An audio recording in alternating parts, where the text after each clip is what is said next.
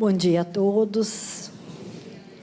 Que a paz do Mestre Jesus nos envolva nesta manhã de luz, de estudo, de reflexão.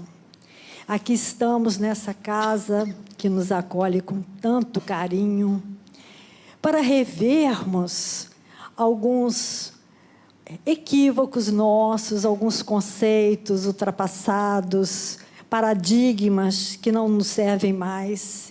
E todas as palestras, todos os cursos, a gente sempre sai com algum ensinamento que nos toca muito o coração. E o ensinamento de hoje não seria diferente. Tem um livro que eu recomendo a todos vocês, é imperdível, obrigatório, que se chama o livro Boa Nova. Este livro, pelo espírito Humberto de Campos, ele traz algumas passagens que não estão no Evangelho, mas que contam o dia a dia de Jesus com seus discípulos, os diálogos. E eles iam sempre à casa de Simão Pedro para tirarem as dúvidas. E Jesus tinha aquele papo gostoso, sereno, e todos saíam dali muito esclarecidos e muito consolados. Um desses capítulos nos conta um diálogo de uma senhora muito distinta, uma pessoa rica da sociedade, que já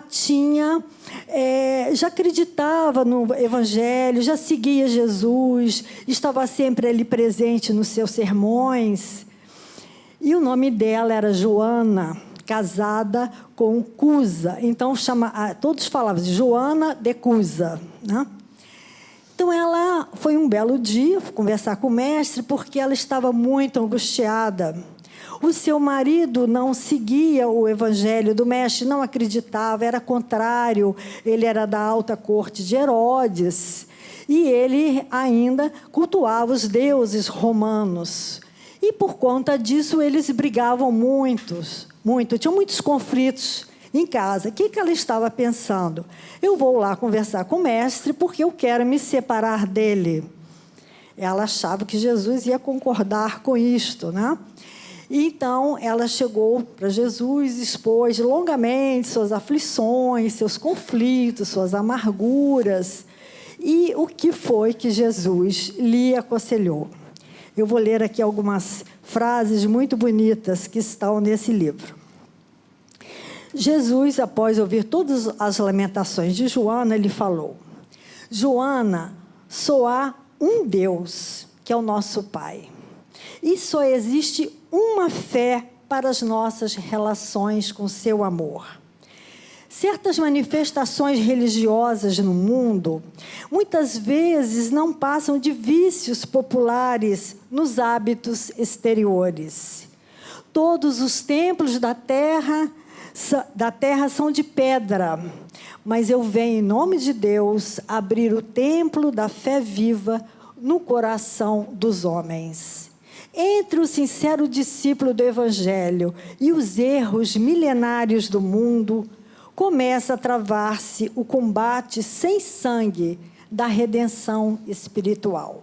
Agradece ao Pai, que te julgou digna do bom trabalho desde agora. Teu esposo não te compreende a alma sensível? Um dia ele te compreenderá. Ele é leviano, indiferente? Ama-o mesmo assim. Não te acharias ligada a ele se não houvesse para isso uma razão justa.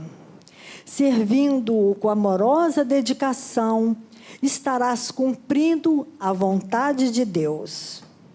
Falas-me dos teus receios, de tuas dúvidas. Deves, pelo Evangelho, amá-lo ainda mais. Os sãos não precisam de médico. Joana argumentou: Mestre, vossa palavra me alivia o espírito atormentado. Entretanto, eu sinto muita dificuldade para o entendimento a dois no ambiente do meu lar.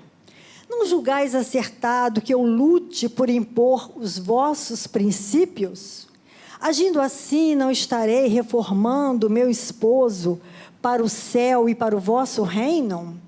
Jesus sorriu e respondeu: Quem sentirá mais dificuldades em estender as mãos fraternas? Será aquele que atingiu as margens seguras do conhecimento com o Pai? Ou aquele que ainda se debate entre as ondas da ignorância ou da desolação, da inconstância ou da indolência do espírito? Quanto à imposição das ideias, por que motivo Deus não impõe a sua verdade e o seu amor aos tiranos da terra? Por que não fulmina com raio o conquistador desalmado que espalha a miséria e a destruição com as forças sinistras da guerra? A sabedoria celeste não extermina as paixões, transforma-as. Aquele que semeou o mundo de cadáveres desperta às vezes para Deus apenas com uma lágrima. O Pai não impõe a reforma a seus filhos, esclarece-os no momento oportuno. Então ele disse para Joana voltar para casa. O que ela esperava que ele recomendasse não foi o que ela ouviu. Então ela experimenta um brando alívio em seu coração, enviando a Jesus um olhar de carinhoso agradecimento. Ainda lhe ouviu as últimas palavras: vai, filha, ser fiel. Este trecho de Joana de Cusa, depois tem o desenrolar da história que eu não vou contar para vocês vão ficar curiosas para saber como termina a vida dela, que é belíssima.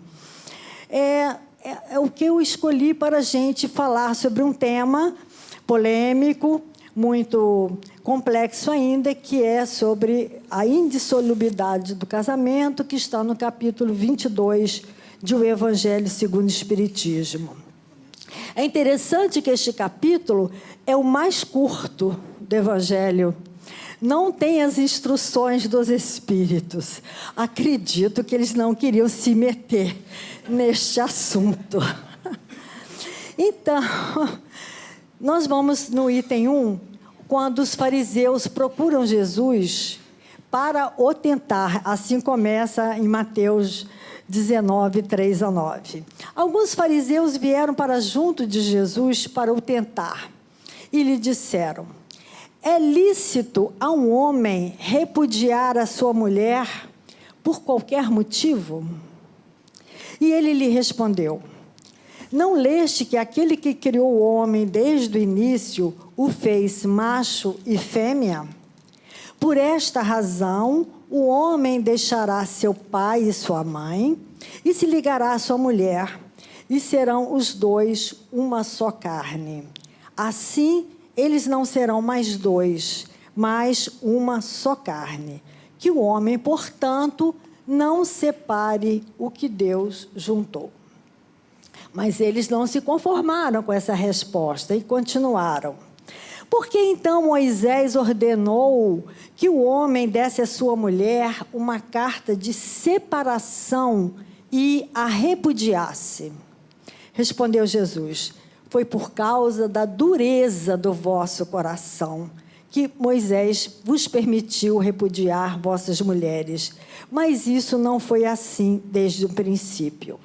Também eu vos declaro que todo aquele que repudiar sua mulher, e que não seja em caso de adultério, e se casar com outra mulher que tenha sido repudiado, também comete um adultério. É meio confusa essa resposta de Jesus, mas vamos rapidamente contextualizar como eram as leis em sua época. Ora, o que era a mulher na época de Jesus? Nada. Um objeto. Era vendida, tinha um dote. Então, o esposo, a qualquer momento, poderia deixá-la de lado e se casar com outra. Para que ela se libertasse, ele teria que dar uma carta de repúdio.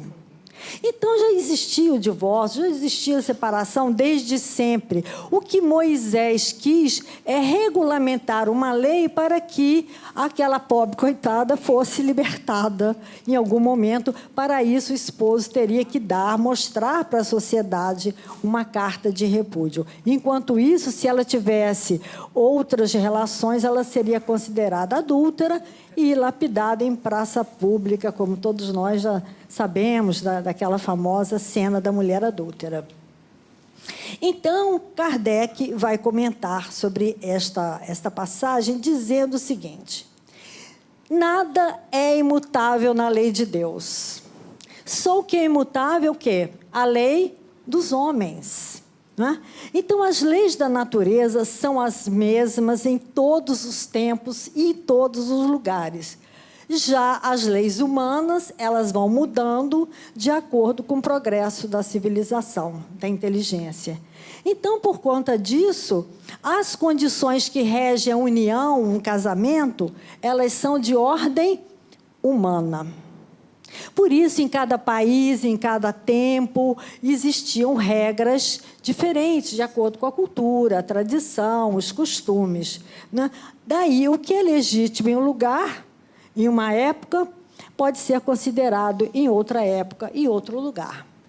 Então, por que isso ocorre? Porque a lei civil, ela foi criada para regularizar, para regular os interesses das famílias. E esses interesses variam de acordo com os hábitos e necessidades de cada povo.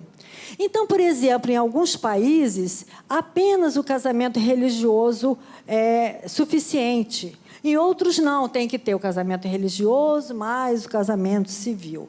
No Brasil, hoje, basta o casamento civil. Né? Mas essas leis, elas foram sendo mudadas a partir de muita luta ao longo dos tempos. Eu fui pesquisar na internet, o divórcio, o desquite só foi aceito em 1934. E o divórcio em 1977, há pouquíssimo tempo atrás.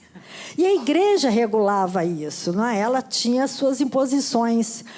É interessante que eu estava me lembrando de uma pessoa muito próxima a mim, era muito católica, frequentava a igreja, e um belo dia o marido trocou-a por outro, mais jovem. A partir daquele dia, ela não podia mais comungar.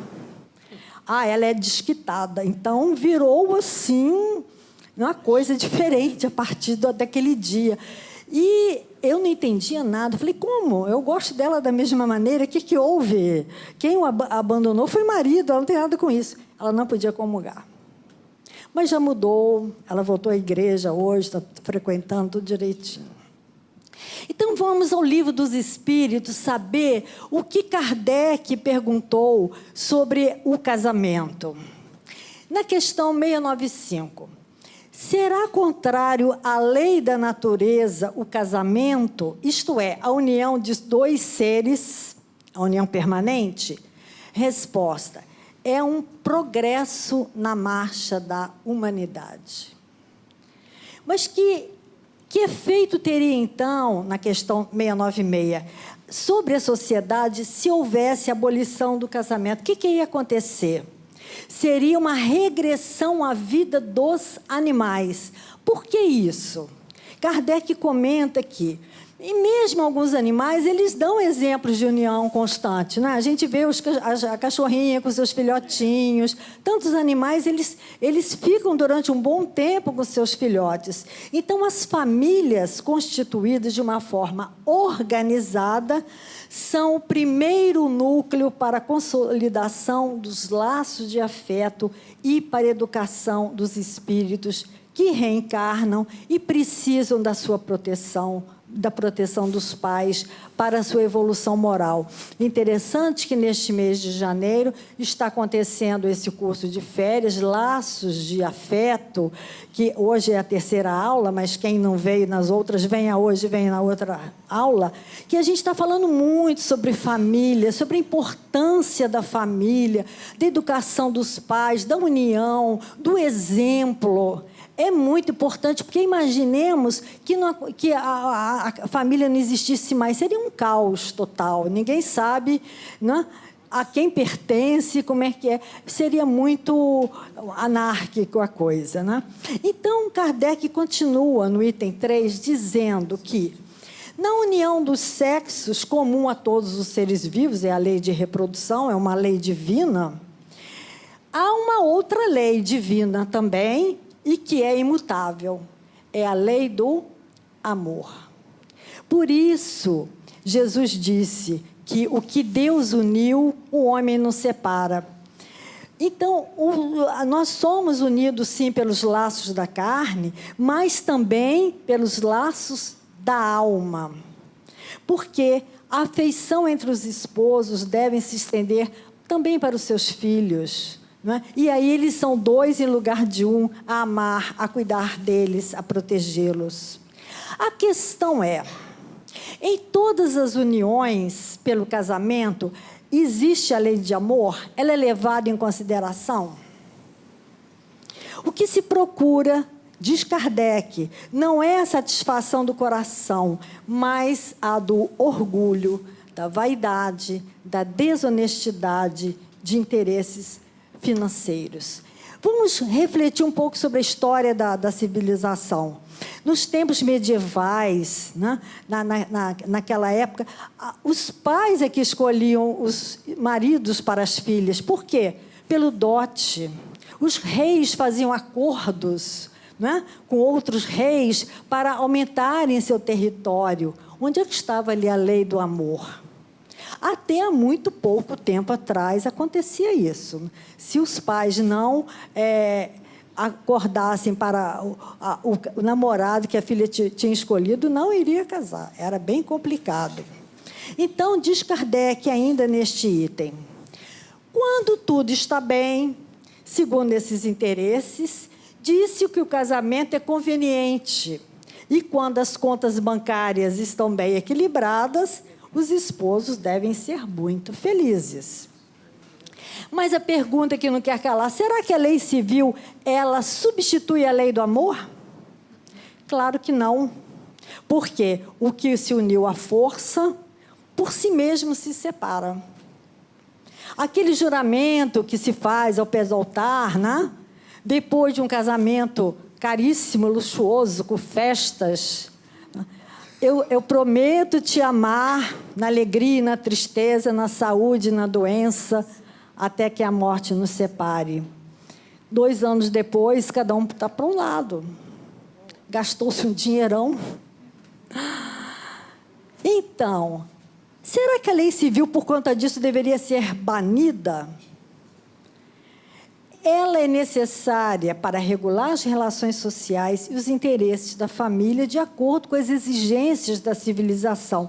Tanto que na questão 697, Kardec pergunta: está na lei da natureza ou somente na lei humana a indissolubilidade absoluta do casamento?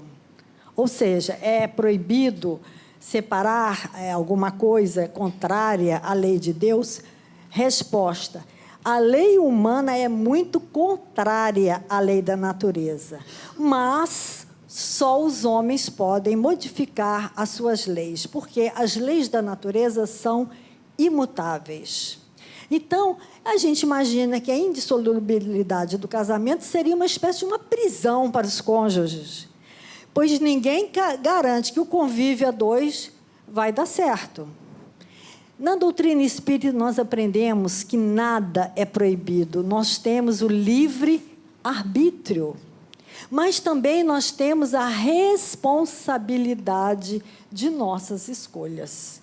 Cabe a cada um fazer as suas escolhas, sabendo que existe uma consequência, a lei de ação ou reação. Mas ninguém é obrigado a conviver num ambiente de brigas, de hostilidade. Faz mal para o ambiente da família e causa até trauma para os filhos.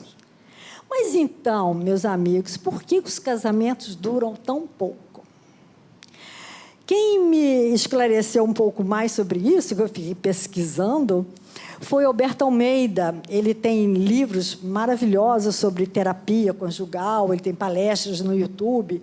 E num livro dele chamado A Arte do Reencontro, ele diz que quando um casal deseja se unir, né, eles deveriam ter um rito de passagem. Deveriam passar por 3 fases: namoro, noivado e casamento. Por quê? Porque passada aquela doce ilusão do namoro, onde nós, né, só nos encontramos naquelas horas agradáveis, ao cinema, ao restaurante, a uma festinha. Mas, quando a gente junta a escova de dente, quando vamos partilhar o mesmo teto, o que acontece? A gente tira a máscara, a gente se revela tal qual nós somos. É na intimidade de uma convivência que nós vamos ver os defeitos do outro, as manias, também as qualidades, naturalmente. Acontece que a mulher, quando casa, ela acha que o marido vai mudar. E ele não muda. E o marido, quando casa, acha que a mulher não vai mudar. E ela muda. Aí começa a confusão. É interessante que eu vi uma reportagem, uma entrevista, a Zélia Gattai e Jorge Amado. Eles tinham completado 50 anos de casamento e eles eram considerados um casal muito amável, muito amoroso, um casamento, assim, super feliz. Aí a repórter veio perguntar a Zélia qual era o segredo daquela união tão maravilhosa que todos gostaríamos de ter. Ela falou assim, é o seguinte, meu filho, eu vou te explicar. Quando nós casamos, nós fomos na lua de mel, chegamos num hotel, aí ele foi tomar banho. Quando ele saiu do banheiro, ele deixou a toalha molhada em cima da cama. Eu falei, Jorge, meu amor, agora que nós estamos casados, eu vou pedir a você para colocar a toalha pendurada lá no banheiro. Tá bem, meu amor. No dia seguinte, a mesma coisa. Jorge colocou a toalha em cima da cama. Jorginho, meu bem, eu acho que você se esqueceu. Eu gostaria que você pendurasse a toalha no banheiro. E assim foi no terceiro dia, no quarto dia, no 10º dia, eu não falei mais nada. Eu peguei a toalha molhada e eu mesma pendurei no banheiro, e isso até hoje. Segredo do casamento. Então, segundo Alberto Almeida, é preciso que o casal conheça bem um ao outro antes de assumir um compromisso na relação. Por quê? Todos os dois são espíritos o quê? Imperfeitos. A gente não vai casar com o espírito puro, lamento informar vocês. Né? Aquele príncipe encantado no cavalo branco vira sapo. A Cinderela vira bruxa. Então, como é que a gente conhece bem um parceiro? Tem um provérbio popular que diz o seguinte, para se conhecer bem uma pessoa, é preciso comer 1 quilo de sal com ela.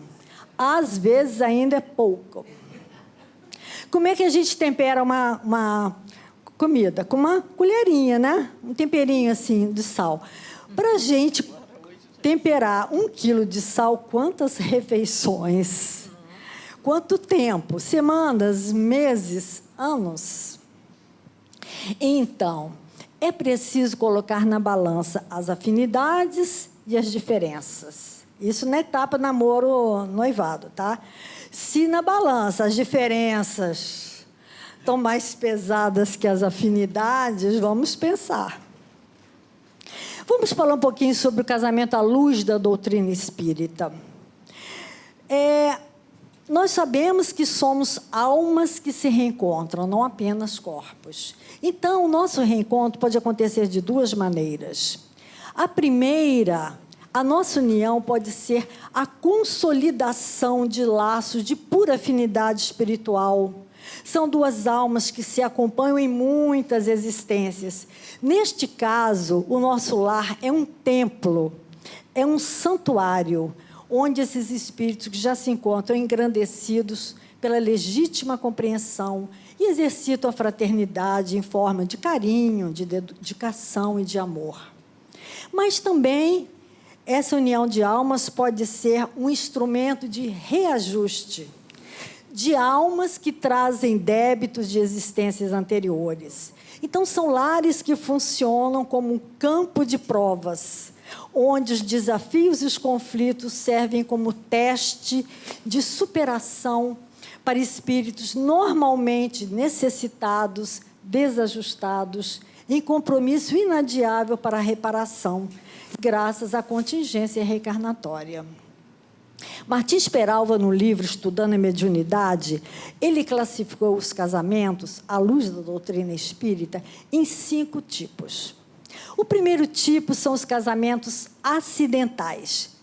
Que são os casamentos acidentais? Como o próprio nome diz, as duas pessoas se encontraram sem nenhum comprometimento anterior, numa festinha, num bar, numa viagem, ficaram, e aí não houve muito envolvimento, não passaram por aquela fase de namoro, noivado, casamento. O que a gente fala hoje de ficar, né? Ficaram.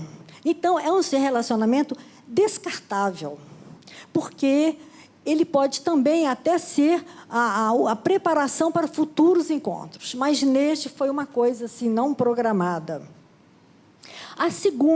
O segundo tipo de casamento são os casamentos provacionais. Representam 90% dos casamentos. São aquelas duas almas que se reencontram num processo de reajuste, né?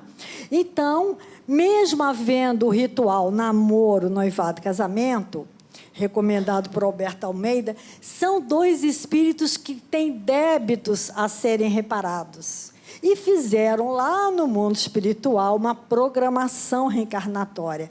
Eles aceitaram virem juntos para aparar arestas. Acontece que, chegando no plano físico, esquecem muitas vezes, né? Aquilo que foi acordado por causa da dureza dos vossos corações, segundo Jesus, não vai acontecer. Daí existirem tantos lares onde há desarmonia, onde impera a confiança, onde os conflitos morais se transformam tantas vezes em dolorosas tragédias. Tem um livro que fala muito sobre todas essas etapas do Espírito Emmanuel, maravilhoso esse livro, é fininho, uma delícia esse livro, eu recomendo também a vocês. Quem é da livraria já vai fazer a lista. Vida e Sexo, de Emmanuel. Neste livro, ele tem um capítulo intitulado Uniões Infelizes. Então, diz Emmanuel que após a fase do encantamento, do namoro, os pares se defrontam com os resultados das próprias criações que deixaram para trás. Então, aquela jovem que nos fascina, em muitos casos, será talvez amanhã a mulher transformada, capaz de impor-nos dificuldades enormes para uma união infeliz. No entanto, esta mesma jovem suave foi, em vidas passadas, a vítima de nós mesmos, quando lhes infligimos os golpes de deslealdade ou inconsequências, transformando-a na mulher temperamental ou infiel que hoje nos cabe entender e perdoar. Aquele jovem elegante, distinto, que atrai a namorada, após o casamento, poderá se revelar como um marido cruel e desorientado, levando a esposa a um calvário de aflições. Este mesmo rapaz, porém, foi em vidas pretéritas a vítima dela própria, quando, desregrada ou caprichosa, lhe desfigurou o caráter, transformando-o no homem vicioso ou fingido que lhe compete tolerar e reeducar. Então, afirma Emmanuel, toda vez que nós nos entregamos a um relacionamento amoroso, certo de termos encontrado grande e eterno amor, e depois nos surpreendermos com seus vícios e manias que não tínhamos percebido, é que nós estamos à frente de uma criatura que lesamos e que agora nos fere exatamente nos pontos em que a prejudicamos no passado, que chega não só para nos cobrar os pagamentos das contas certas, mas, sobretudo, para pedir compreensão e assistência, tolerância e misericórdia, para que ela se corrija perante as leis do destino. Esses livros que estão em promoção, da Ivone Pereira, eles trazem histórias maravilhosas de traição, de crime, de vingança, de suicídio, e que a misericórdia de Deus lá na frente vai unir esses mesmos casais que vão se amar, se perdoar. Maravilhosos, não percam, promoção 20%. Como é que então a gente vai garantir esta estratégia divina? Deus, que é tão misericordioso e bom, nos dá o esquecimento do passado. É a coisa mais incrível que eu já descobri na doutrina espírita. Agradeço todos os dias. Porque depois que os jovens se encontram, se apaixonam, o sininho bate, o coração dispara, né? Tem aquela sensação, eu já te conheço, não sei de onde. Afirmam que encontraram a sua alma gêmea. Nem desconfiam que encontraram a sua algema, que voltou para transformar aqueles nós em laços de afeto. É misericórdia de Deus. Mas, gente, não se desanimem. Os benfeitores estão sempre ao nosso lado para nos ajudar, nos amparar, nos intuir. Tem um caso muito interessante também de um livro do Alberto Almeida, que ele conta que um casal, lá pelos 50 anos, os filhos já estavam crescidos. Um belo dia, o marido começou a olhar para a esposa, falou, bem que eu podia trocá-la por 2 de 20. Começou a achar naquele tédio. Aí, aquele desejo dele ficou no ar assim, né? Rapidamente encontrou alguém no trabalho dele, uma jovem, muito simpática, muito extrovertida, muito alegre, e começou aquele envolvimento. Ela olhava para ele, lembrando da conta bancária dele, né? Que ele poderia oferecê-la em termos de viagens, restaurantes. Ele olhava para ela, imaginando os momentos de amor, de paixão, de fogo. Mas a equipe espiritual, que estava responsável por que aquele casamento fosse até o fim, ficou desesperada. E agora? O que a gente faz? Eles estavam programando se separarem. Aí foram até um benfeitor e consultaram. O que a gente faz? Ele falou, calma, temos um remédio maravilhoso. Qual é o remédio? A doença. Aí aquele rapaz adoeceu de uma hora para outra, ficou acamado, foi obrigado a ficar em casa durante um bom tempo. E a sua esposa, dedicada, amorosa, cuidou dele com todo carinho. Enquanto isso, a jovem arrumou outro namorado. Porque não existe paixão juvenil que sobreviva à doença de velho. Dentro de pouco tempo, estava ela com outro. E ele agradeceu a Deus aquela doença, porque ele viu como a esposa dele era tão carinhosa, cuidadosa, dedicada, e ele não tinha dado nenhum valor para ela. Espiritualidade amiga trabalhando.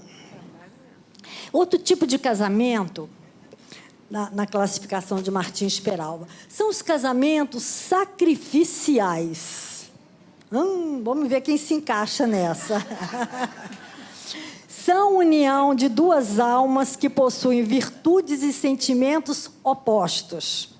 Uma alma iluminada, esclarecida, se propõe a vir ajudar outra que ficou na retaguarda.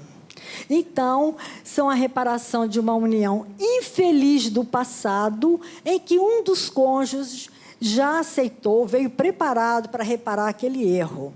E ele aceita, então, vir com aquele ex-parceiro.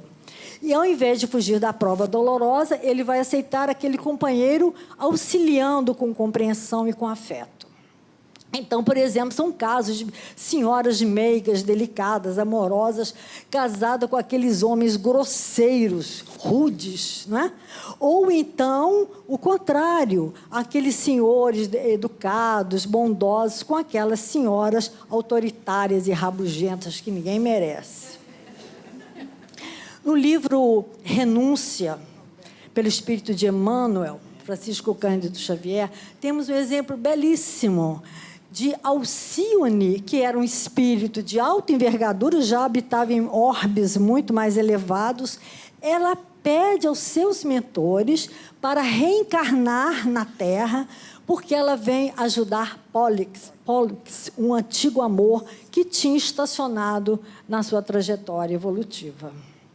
Então, quem ama não pode ser feliz se deixou na retaguarda, torturado e sofrendo alguém da sua afeição. No livro Nosso Lar também tem outro caso, muito legal, muito interessante, da mãe do André Luiz. O pai do André Luiz, quando era casado com ela, encarnado, ele teve 2 amantes. E ele prometeu para cada uma delas, um lar, uma família. Não, eu vou me separar da minha mulher e tal. Não cumpriu nada disso. Quando ele desencarnou, elas também desencarnaram.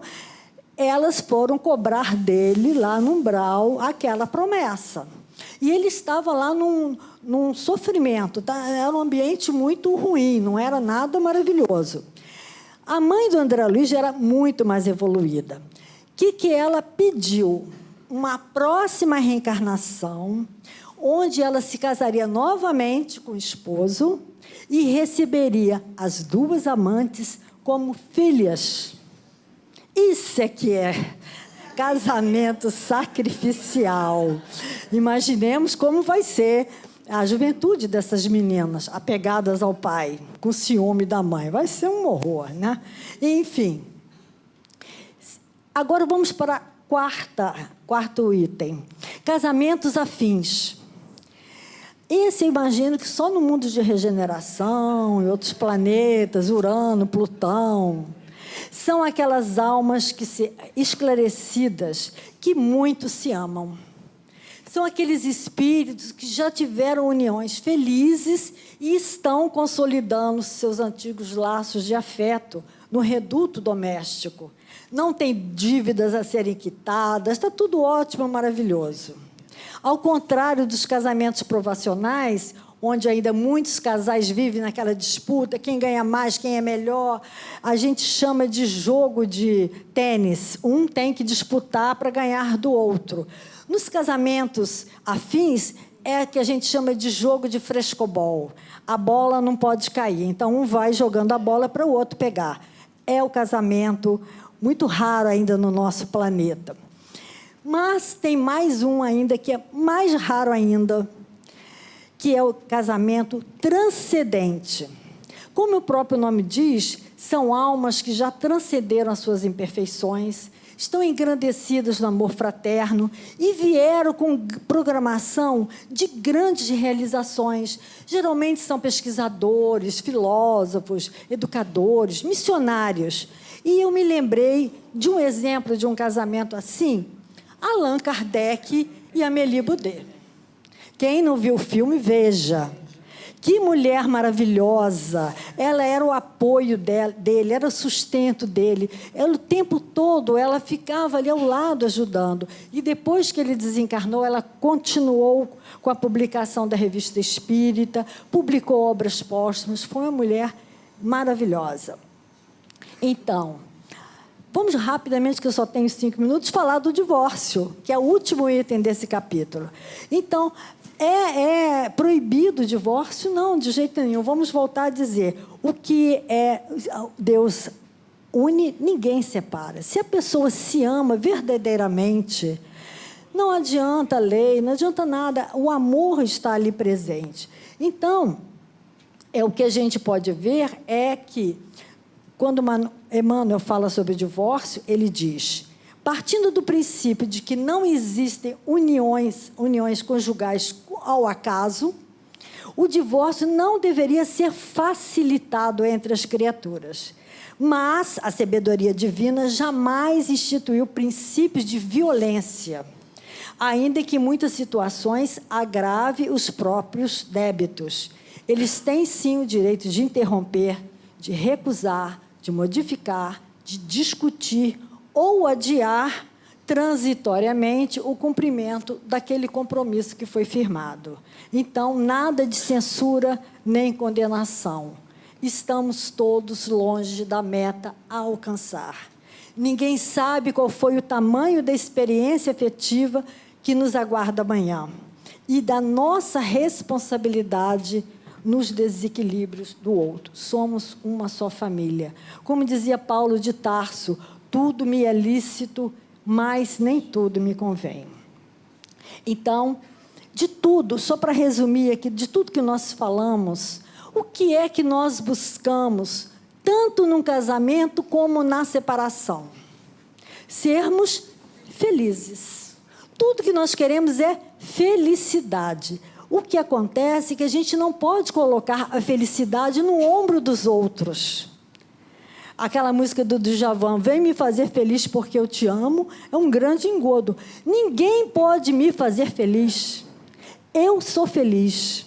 Numa palestra, foi perguntada a uma esposa se o marido a deixava feliz. Ela falou, não. E ele ficou assim assustado. Ela falou, o meu marido não me faz feliz. Meu marido nunca me fez feliz e não me faz feliz. Eu sou feliz. O fato de ser feliz ou não, não depende dele, e sim de mim. Eu sou a única pessoa da qual depende a minha felicidade. Eu determino se serei feliz em cada situação e em cada momento da minha vida. Pois se a minha felicidade dependesse de alguma coisa, alguma pessoa, eu estaria com sérios problemas. Tudo que existe nesta vida muda constantemente. O ser humano, as riquezas, o meu corpo, o clima, o meu chefe, os prazeres, os amigos, a minha saúde. E assim, então, poderia ter uma lista interminável. Então, eu decidi ser feliz, independente de tudo que existe. Se eu tenho hoje uma casa vazia ou cheia, sou feliz. Se vou sair acompanhada ou sozinha, sou feliz. Se meu emprego é bem remunerado ou não, eu sou feliz. Hoje eu sou casada, mas eu já era feliz quando eu era solteira. Eu sou feliz por mim mesma. Então, meus amigos, concluindo aqui o nosso estudo, em nossa existência, nós passamos por uma série de nuances de amor. Amor filial, amor fraternal, amigos, irmãos, parentes. Depois vem o amor conjugal, para que depois tenhamos a oportunidade de termos o amor maternal, o amor, na nossa opinião, mais puro e sincero que existe, que é o amor dos filhos.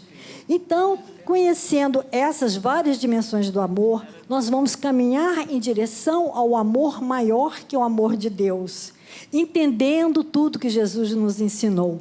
Amai-vos uns aos outros como eu vos amei, porque o que o amor uniu, as coisas do mundo não separam. Bom dia a todos.